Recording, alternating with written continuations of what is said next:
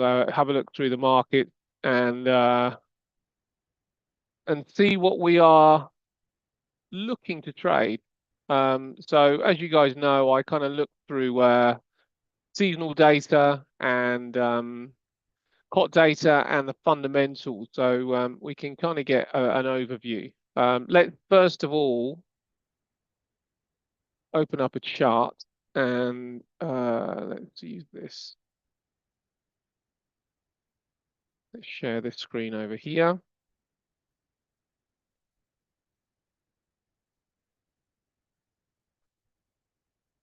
Oh gosh. Oh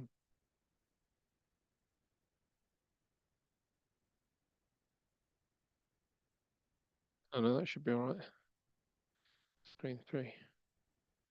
Well, Zoom had just changed up a little bit there. Okay, so here we go. Here's our here's a nice clean chart here. We are just going to change the foreground because I can't see it quite as well with black. So there we go. Okay.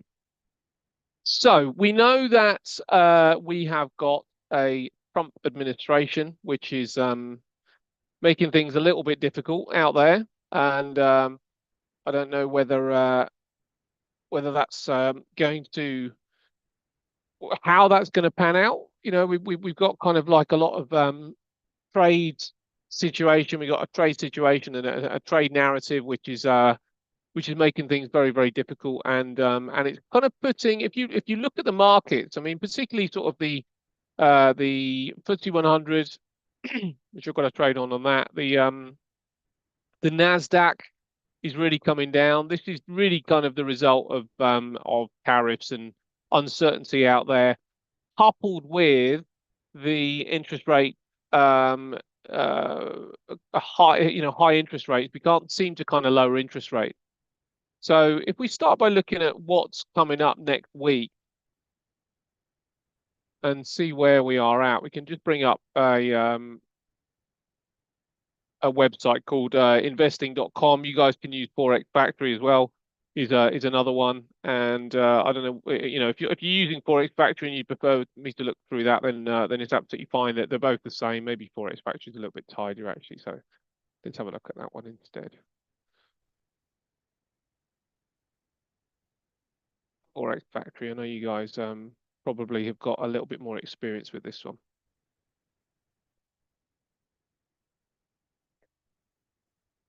So we've got daylight saving today in the UK. Now, what we want to do is just probably put in for the whole week. So if we put in until Saturday, now till Saturday, and apply settings, then we can have a look through the whole week. And we're just trying to get a feel of where the strength and where the weakness is in each economy. The interest rate is the most important thing when we kind of look to check out an economy. So if we when we're looking at currencies, let me just see if I can text on here. So what we're trying to do all the time, let me change it to black. What we're attempting to do is make an assumption on interest rates. Now, this is, you know, interest rate moves or moves in interest rate from central banks. That's the sort of like first thing. That's what we're trying to do. We're trying to make assumptions on interest rates because the interest rate is going to make a currency more valuable or devalue the currency. Now, ways we would do that is looking at inflation data. And that is basically kind of driven, inflation is going to be driven by growth. So this is predominantly, there's obviously other factors, and we are looking at inflation driven by growth, and we're looking at the labour market.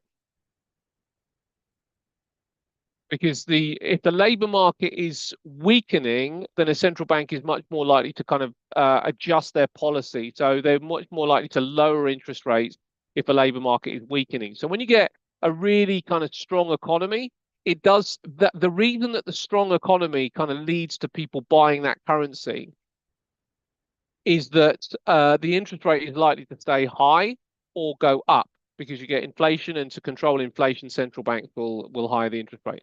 So what we're trying to make an assumption on is the interest rate and where interest rates are going.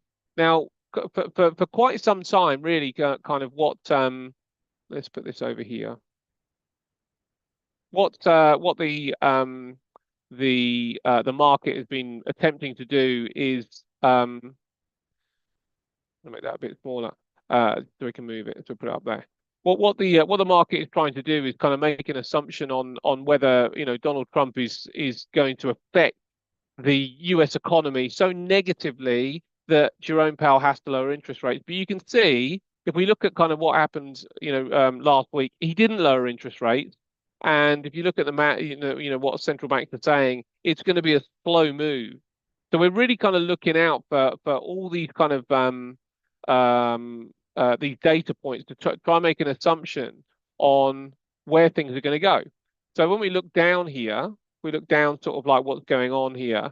You can have a look in, you know, what's going on in China. Now, China will enable us to kind of get an idea of where the global economy is going. And this is quite important. So if you look at Forex Factory, you can actually click on the end of it and sort of see the chart. Where are PMIs? This is the Purchasing Managers Index. So the Purchasing Managers Index is sort of showing us what are they doing? And when it's weak down here, that suggests one part of the global economy is shrinking. And we can see here there was a slight pickup. So above 50 is kind of suggesting that there's some growth there.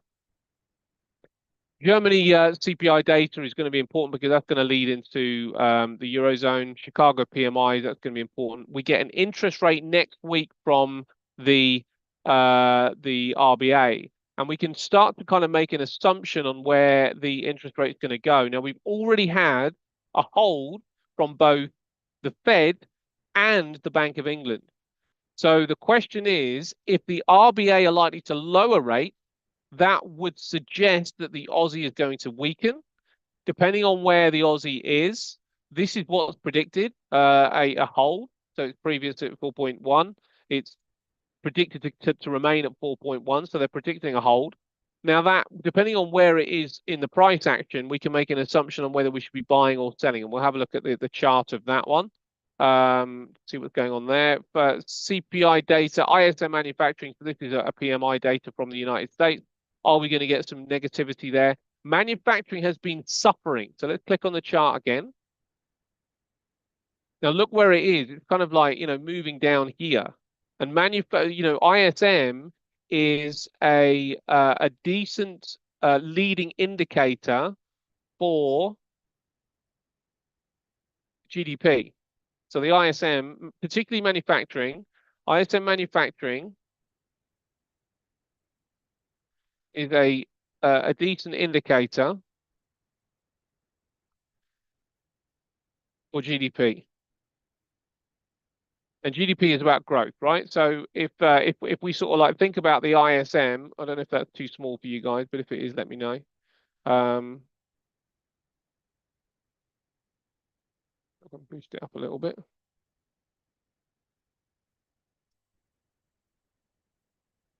No, not sure if I can. Let's put that up there.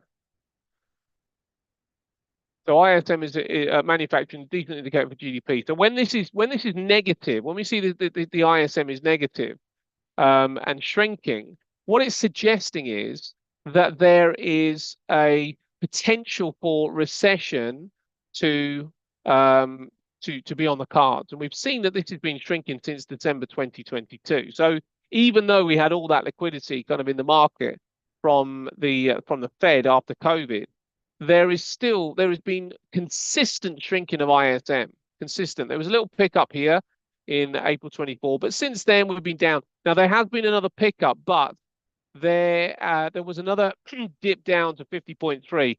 Now, regardless of whether there's a pickup here, it's still just about above 50. So very, very slight growth. So the US economy looks like it is just going through a little bit of a sticky period. Now, remember, this is kind of what Trump wants. What Trump wants is to what we assume he wants anyway, is to weaken the US economy sufficiently so there is a lack of growth, causing a lack of inflation, causing the central bank to push down interest rates, or being allowed to push down interest rates. So then we start to see the growth. So we're really looking at sort of a phase where things go down artificially, so then they can get kind of helped out artificially. So this does still suggest that there is some weakness in the US economy, and this could well push the dollar lower, depending on what that number is. So we're going to watch out for that number as well. So ISM is a decent predictor for or indicator for future GDP. All right, let's see what else we got. ADP non-farm employment change. This is also going to be an important one. Predicted to come in higher. Let's see what happens there. Swiss CPI won't be a huge effect on the market, but it might affect the Swissy a little bit. Unemployment claims, again, an important number. So it's ISM services, ISM manufacturing, unemployment numbers, average hourly earnings. This is about inflation, non-farm employment. So and then Jerome Powell will speak on Friday. So it looks like we've got mostly stuff coming out of the United States. So the dollar's going to be front and center, as is the Aussie. So here we have a quick look at what is suggested with the both the Aussie and the dollar. Let's see if I can. I'm not sure if I can move these. Can I? No. Move these up here.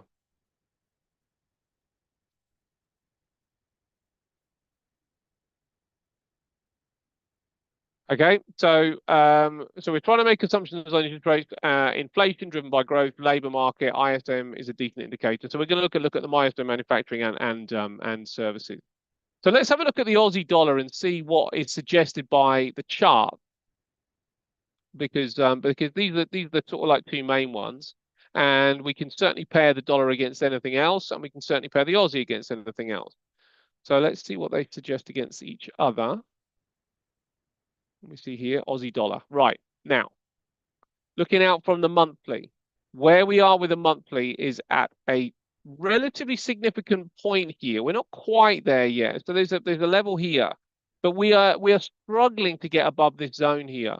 This is in a downtrend. Everybody can see that this is in a downtrend. A series of lower lows and lower highs, except for we've kind of got a little bit stuck here. There's the area really of support. It's a bit tricky. There's the lowest sort of like area of closing support and opening support. And we've just bounced off this area. So when you look at this chart, and I'll ask you guys in the room, when you look at this chart, what does it suggest to you? Should you be buying? Should you be selling? Or should you be getting ready for a move in a direction? What do you guys think? I just want to make sure you guys can hear me as well and see the chart. We've had no sort of comments in the chat yet. But what do you guys think? Buying, selling, or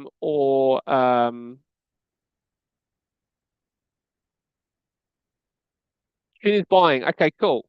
Okay, anybody else? Okay, Linda's selling. I mean, it's down to what you think.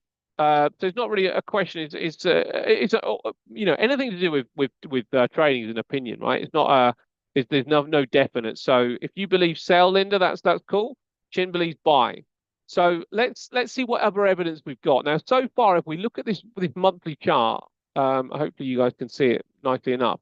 We have got a 1-2 month bounce off this low so far, but when it tried to bounce and this is the way that we're going to interpret these bars now. Selling as the green candles are signs of more sellers and is in tune with an earlier downtrend. I like that. As well. That particular view is correct. You know, what we've had is a hold here, an attempt to push up, but a failure to push up. A hold at the next month in February, an attempt to push up, but a rejection again. But what we've got so far this month is just a bit more positivity. So we've got Monday really to complete, but really we've got bars here which suggest that there are buyers trying to push it up, but sellers still flushing out. So this does actually suggest indecision. So at this point, we could be getting ready for a buy. Now, for me, I wouldn't really want to sell down here because these are lows that we saw back in, during the COVID-19 situation and scenario, and back in May 2008. So this was previously a bounce point. So I wouldn't be interested in selling down here. I would be more interested in looking to see if there's any buying opportunities because there's more room up, much more room to the upside. Now let's have a look at the weekly. So what we've got with the weekly actually is a slightly different picture. We do have a bit of a range. You know, it's not really kind of crystal clear here, but we do have a bit of a range that we're stuck inside of. I'm gonna make these a little bit thicker. Here we can. We've got this little range that we're stuck inside of. We're kind of around about the middle of the range, closer to the lowest point, but we're around about the middle of the range. If we look at last week's bars showed the prior week did actually try and get out of the top end of the range, but was rejected. Last week's bar managed to hold, and you can see that there's a very small horizontal level there. So there's a little hold point here on the weekly. So that's suggesting that there is some support here. It's suggesting that there is some a horizontal level there. And there's a tiny trend line going along here as well. And we're right on top of that. We're right on top of this trend line here.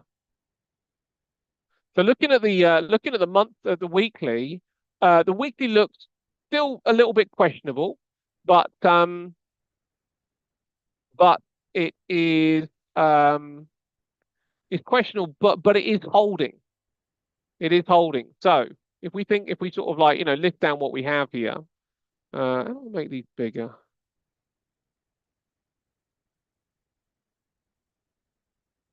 If I can now. So what we have is indecision on the monthly.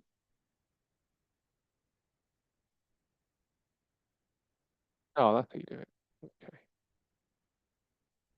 Let's make this size here. We have indecision.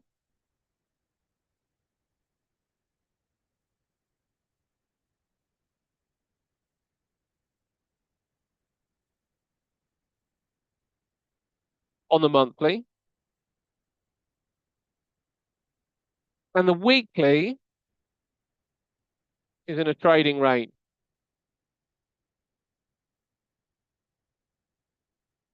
Okay, so the weekly's in a trading range. Um, but it is at support. So when something's at support,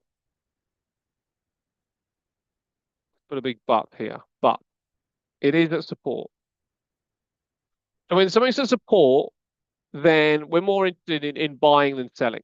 Okay. Now at this stage, we're not worrying about the Aussie dollar as a trade. What we're trying to ascertain is which is what's being suggested by the Aussie dollar. Does it suggest that the Aussie could be a buying opportunity, or does it suggest the dollar's a buying opportunity? And then we can kind of go down the other currencies and see, is this the best pairing? You know, maybe we want Aussie dollar, or maybe we want Aussie Swiss, let's say, or maybe we want Aussie Euro Aussie, something like that, or maybe we want dollar Euro dollar. So we're just trying to sort of like see out of the two currencies which have got the main push this week, the main drivers in ISM manufacturing, ISM services, and the interest rate, which is kind of looking like it's going to have the most which has got the highest probability of going higher. Now, so far, we've got indecision on the monthly, and we've got month end on Monday. We've got weekly in a trading range, but it is at support, so it slightly starts to tilt the chart towards the Aussie dollar long. Now let's have a look at the daily. We'll just come out a little bit on the daily, tighten up this line. So the daily again is on support here, and clear these out just so we can have a look at the bars and see what this is kind of giving us.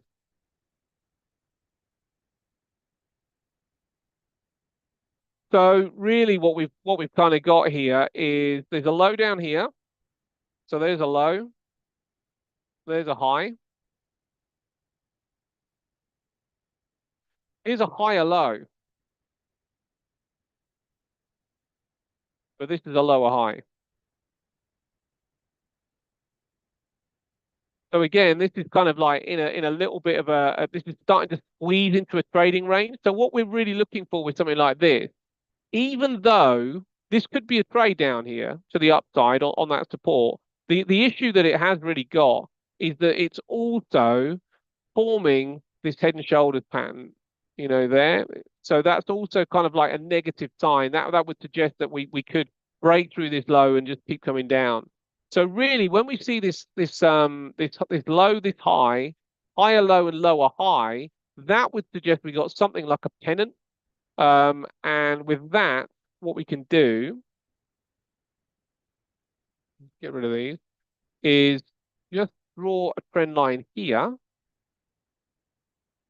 And then we can get an idea of what we might want to do.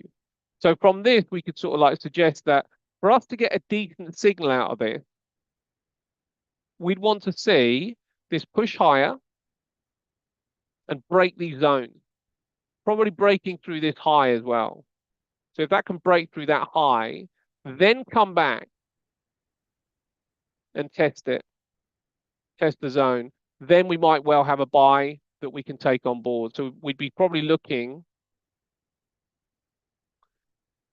let's be green. We'd be looking for something like that. And the idea would be to buy this bar. And pretty much anywhere you'd want. You'd want to try and get in sort of like the lows if you could, sort of like to get the run. But what this is sort of kind of saying is maybe we could be a little bit early on making a decision against the Aussie versus the dollar. So now we can have a look at some of the other data. So let's have a look at the COT data. Is everybody okay with this? Anybody got any questions? Or a different way of viewing this? This is just obviously the way I'm viewing it, but it's not necessarily the right way. But that would be the way that I would view this. Have you got any other things that Linda as well? You guys kind of and Anne, you guys and Chin, you guys had an idea of what you'd like to do. Any difference of opinion? Linda and Anne, you are both sellers. Any difference of opinion now looking at the chart, or are you kind of still keen on looking for selling opportunities, which is still fine, by the way. Trading is completely about opinion. So my opinion would be we might need a little bit more data. Hopefully, it will only take a couple of days. But maybe by midweek we could be looking at a long here. But I'd want to wait and see if price can break out of this little pennant, this triangle pattern here. But have you guys got any other opinions, or anybody else got any other opinions?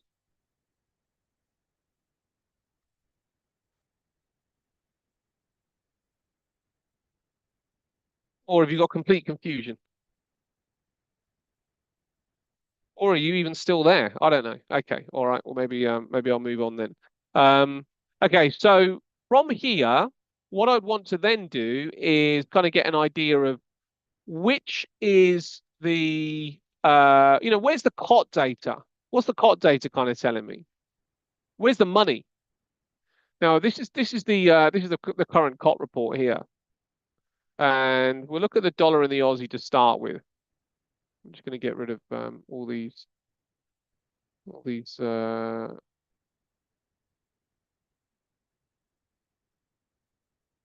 we go. Right. So this is what we got with the COT report for the Aussie. We will be looking at asset managers for the Aussie. Now, what this is kind of, when I'm looking at this, oh yeah, so Linda, I got you.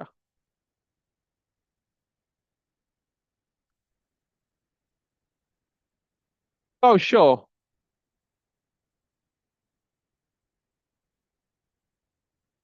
Yeah, we'll have a look at gold for sure. Okay.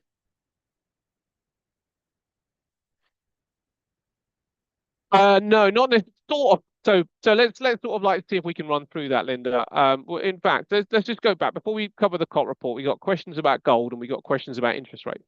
So, this is the way it kind of works. So when inflation is high, or let's say is rising, the central bank has tools, okay? So central bank has tools to kind of curb the inflation. They're looking for 2% ish because that's the sweet spot. It's the Goldilocks kind of area for growth. You know, not too hot, not too cold. If you think about GDP, okay, so central bank tools. Let me just finish this bit. Central bank tools is quantitative tightening, and what they do with quantitative tightening is uh, what they do with quantitative tightening is buy assets from the US government. Okay, so they kind of take those assets off the table. So quantitative tightening or raising interest rates.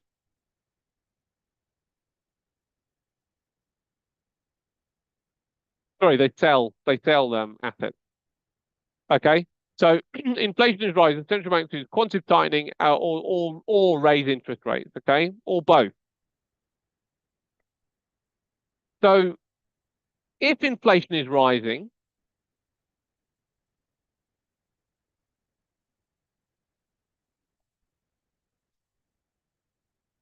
you will get if it's rising, you will get um a you will get less for your money. Okay, interest rate rising, it's less for the money, which does devalue the currency. However, if a central bank sees that this gets too extreme, then they might decide. So if it gets to an extreme, then central bank may then decide, CB decide to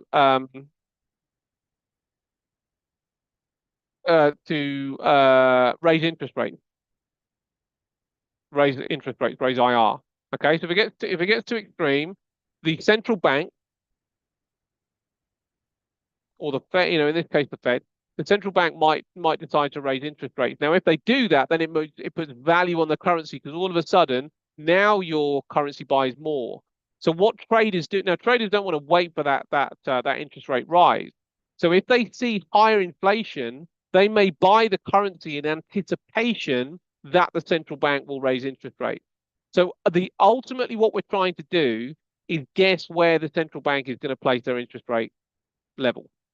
So inflation is high. The currency can potentially weaken, but only if you believe that the central bank will do nothing to counter it. And the time that you will believe that is if it's just a little bit higher. You know, if inflation is just kind of like, you know, moving a little bit above between 2 and 3%, then yes, the currency can weaken. But if you start to see 3.5 to 4%, then you'd start thinking this could get quite dangerous for the central bank. So then you have the opposite view. So it's not quite as clean cut as you'd think. You know, you're really having to kind of make an assumption on how bad is that inflation, how dangerous is it, and will there be central bank action? If there won't, then yes, the currency can weaken. If there will, then the currency is likely to strengthen. Does that make sense, Linda? You know, it's not a complex situation, but it is a layered. It's kind of multi-layered. It's not quite as kind of clean cut as you'd initially think. Um, great. Okay, fantastic. Okay, so now with this kind of in mind, I'll get rid of this. Yeah, with this in mind, then let's have a look at gold because gold is an inflation hedge. You know, it's always been a hedge against inflation. And what we've seen is gold, you know, driving as an inflation hedge. Now, the other thing that's going on with gold, of course, is that we've got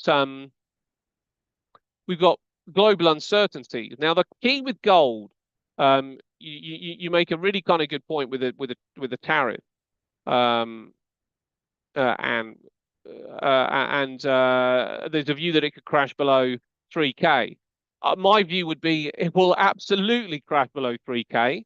But when you kind of, this is no different to kind of like trying to catch the falling knife. This is like trying to catch the rising balloon. You do not know when this thing is going to pop. It will pop. And the reason I would say it with relative confidence is that there is so many areas where this hasn't come back and tested. This is a monthly chart. This hasn't tested here, hasn't tested a breakout there, and currently it hasn't really tested this point either, which is below the 2000. Oh, I mean, you know, what would make it go down there though, Anne?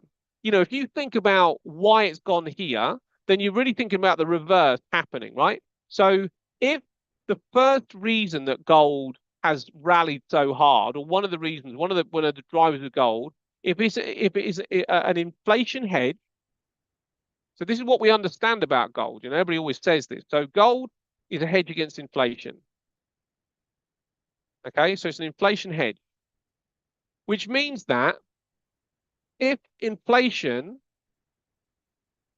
recedes,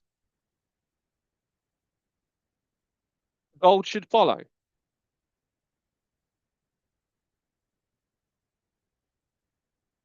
It's also a safe haven.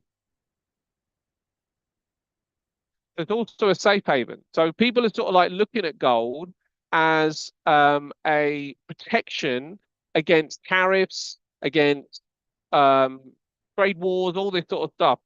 So if that also gets resolved, then again, gold should weaken.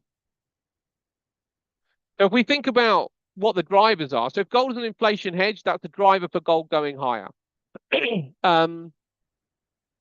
If inflation recedes, then gold should follow. So gold should start to come down. If we sort of like start to see inflation kind of calming down a little bit. Now at this stage, the central banks haven't got any real kind of confidence that inflation is going to be, dumping. There are sort of like signs. If Donald Trump weakens the economy sufficiently, then yes, we would see inflation, start to kind of weaken. And then potentially gold could follow, but it might also act as a safe haven at that point where people are like, well, where am I going to put my money? But what could also happen is as gold as the economy goes into recession and asset values like the Nasdaq and the S&P start to tank, where are people going to get money from to buy those assets back when it hits the sweet spot? They're going to sell assets they've already got, like gold. So this is one of the reasons that we're watching out for this recession. Gold ultimately is still, it's still the kind of main asset to kind of use and buy because people want the safety and protection. But when that safety and protection is no longer needed, then they will be going, I'm going to buy growth assets. I'm going to buy the Nasdaq. I'm going to buy the S&P. I'm going to buy the Russell 2000. I'm going to buy the Dow and all the other stocks that they want in the world. So where does that money come from? It's not like new money that kind of comes in. This is just asset allocation. Around asset allocation. How you sort of like move your money around the place. So what I'd be looking for is when the narrative changes, look for those inflation numbers, look for CPI data, look for PMIs. When the numbers start to change, I personally, what I'd be doing right now with gold, if I was long, is closing the position. But I wouldn't be going short. It's a little bit too early. There are no sort of like definite signals that inflation is curbing, and there's no definite signals that tariff arguments have subsided. And I don't think that will probably happen until maybe sort of like August, September time. So gold's got a decent chance of at least kind of, bobbling around in this particular area. I wouldn't be looking for a crash just yet. I'd say you're a bit early. That'd be my personal view. But again, trading is about opinions. And you never really know. But this wouldn't be an asset I'd be as interested in now because Trump flip-flops. One minute he's causing a disaster, and the next minute he's kind of causing love and peace. So you just don't know where he's going to go. But if I was if I was in a position with gold, I'd just be tightening up stops. Maybe, but again, I'll be taking a bit of profit off the table. But I'd be tightening up stops for sure. But I wouldn't be going short. Okay, so just quickly back to yeah, I mean, when it comes down to Donald Trump, I've given up having a view on him because one minute I kind of think, oh yeah, that's quite good, and then the next thing I think, what an idiot. So I can't bother to kind of give him any more of my time really. I'm just looking at Trump as what's he going to do with the market and where's the money, and then just try and trade it. But when it comes down to him himself, he's just so difficult to work out. You know, sometimes he seems really dumb, sometimes he seems really clever. Or he's going to get what he wants, I suppose I should say. Anyway, so this is the Aussie. Now, what the way that I would read this on with the Australian dollar is that this is right in the middle. What I like with COT data is to look for extreme. So you can see sort of like if this was the previous extreme, when it comes down here again, I'd be anticipating a bounce from this point. And when it went up to this extreme, I'd be anticipating a bounce down again, which it does twice. Now, again, here's the extreme low. I'd be anticipating a bounce. It just about bounced there, but it went through there and created another low. So hopefully there wouldn't have been a buy signal on the chart because I would have been long if there was. But let's say it comes down here now, bounces. So now I'm looking at this as the extreme low. Interesting point. There's the extreme high in line with this, and it comes down again. So where we are now is a little bit no man's landy. I don't really like it here. So I'm not really that interested in the Aussie when it comes down to the signals from the COT report. Now here's the dollar. Same thing happened with the dollar. It kind of hit these relative extremes here, and I say relative because there's some up here, but this is the last time it kind of refused that level. Let me make that a bit bigger. And now we're on the way down, and we got a little bit more room. So this is slightly bearish dollar. So I'd be looking at selling the dollar, probably not against the Aussie. But let's have a look at through the others now. This is the CAD. Now, the reason I put both the levels on the CAD here is that when this one, which is the dealers, when they tends to weaken, the CAD tends to strengthen. And when the asset managers tend to strengthen, the CAD tends to strengthen. Now, look at where we are. This is what I was just talking about. These are the extreme zones. So I'd be looking from the COT data, I'd be looking at CAD long. That's what the COT data suggests, that we should be looking at long positions in the CAD. Not only is it at an extreme, but it's also turned. What's the Swifty saying? The Swifty is also at an extreme. So I wouldn't be going short anymore on the Swifty because we're down here, but there's no buy signal. It hasn't turned yet. So Swifty is kind of like off the cards, but maybe on the buying watch list. Pound is another one which looks like it's kind of like right in the middle of a zone, but a bit more positive. So the pound is still, okay. If the pound is trending, I'd be looking at staying with that trend. That was a bit of a buy. Actually, I should have noted these down. So CAD is a buy.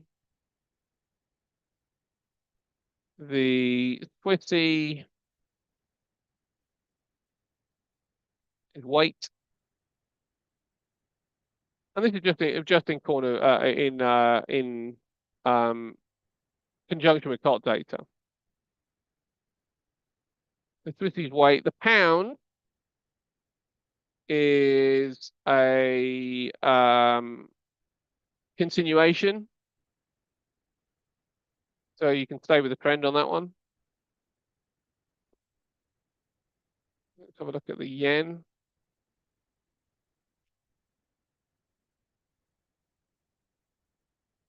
The yen again I mean, the yen sort of sold off a little bit, but it looked like it held a bit last week.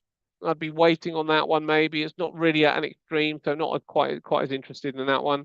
The euro again is continuation, but if you look at look at how even the COT data kind of created this trend.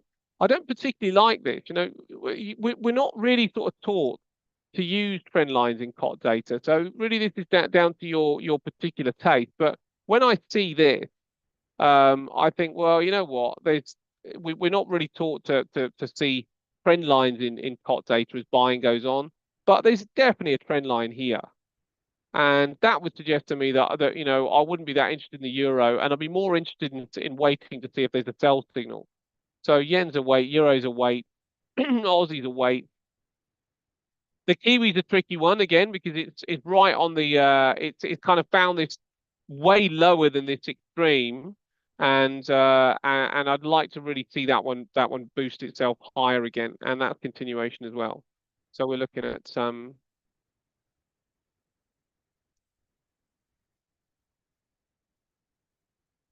we're really looking at yen. We're waiting. We're looking at euro waiting, but maybe even waiting for uh signs of a sell signal.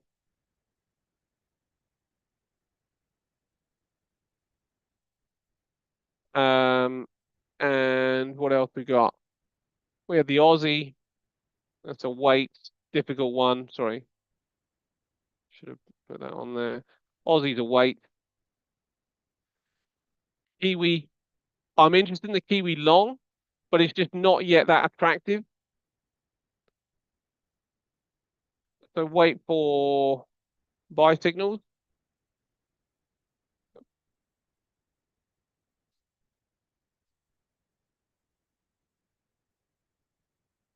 And finally, the dollar is continuation. So the data is going to be quite important this week. So that's sort of like, these are the ones that I'm kind of looking out for here. Let's put this over here. I don't think you can create a background with this text, which is annoying. You don't see that? Okay. So this is where I'll be looking. So the CAD's a buy, Swissie's a wait, pounds a continuation, yen's a wait for sell signals. So Euro CAD might be something to look for. Aussie is a wait for buy signals on the Kiwi and continuation on the dollar. So this really sort of, according to COT data, um, I'd be looking at the Euro CAD probably for a buy. Maybe the Kiwi CAD, Euro Kiwi for a sell. So that's the way that I would interpret this so far. So now we've got these on here.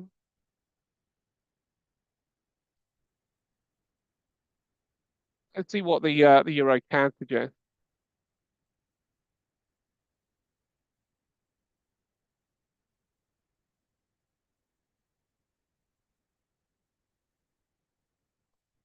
So the monthly on the Euro CAD is rejected this area here. Now we're looking at selling the Euro CAD. Now look at that bar. This is the bar that we see in January. Then we get this engulfing bar. So if we'd not had, now this bar is still forming, the current one is still forming, but if we'd not had this bar, we would be looking for selling for sure. Because this is a high test bar right off the trend line, and this is an engulfing body. So monthly is suggesting sell signals on these two bars, and that goes along with the COT data. So right now I'm comfortable with this one. Now let's have a look at the weekly. Oh, sorry, that's the weekly. That's the weekly. That's the 2 weeks. The monthly was at the minute it's still forming. The monthly may well want to come and test this area and create something really negative. That's a 300 pip move potentially. Weekly is suggesting that so actually this bar has closed. So last week it attempted to get down, but it bought back up again. But it's a little bit indecisive because it also tried to push up. So let's see if we can get anything from the daily. I'm just going to zone out a little bit.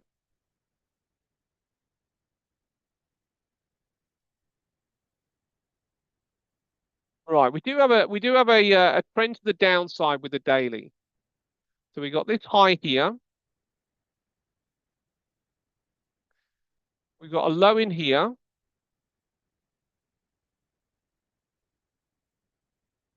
Is this a lower high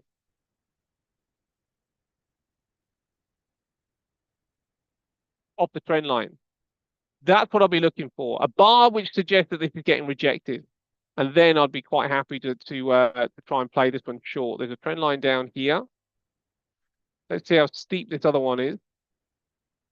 There's one there as well. This one we can probably say it's broken through. Actually, that one's quite nice, that one, because that one that one is also resist. So there's a sweet spot right here with the Euro CAD. And there's no sort of major data from these two. So that's what I'd be looking at, maybe a move. And that would also meet this high here. That would also meet the horizontal level that we picked out on the weekly. So this would be the sort of, when I'm kind of going through these, I'd say Euro CAD to me, that seems like a fair position to attempt to take. Now, seasonally, the CAD is in a bit of a strong period. It is it only tends to be superseded by the Aussie and the pound.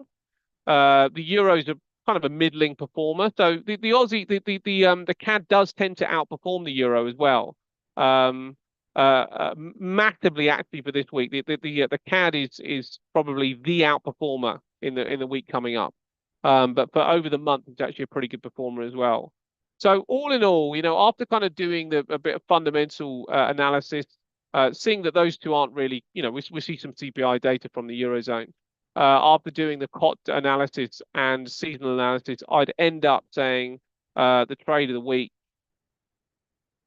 to look for trade of the week for me. Look for sell signals on EuroCAD.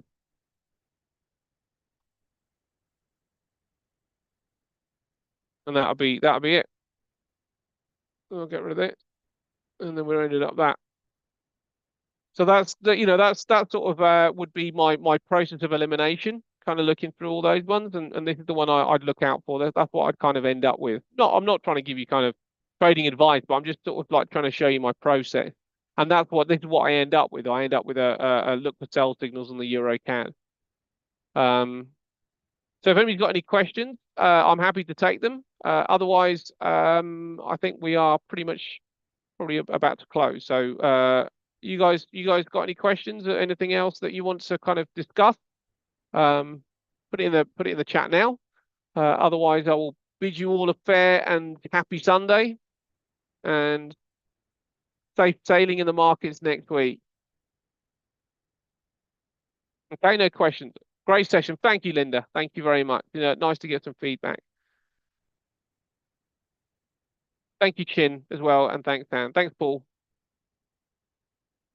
Okay, have a great week, guys. I'll see you all very, very soon. Thanks, Desmond. You're welcome. You're welcome, Eugene.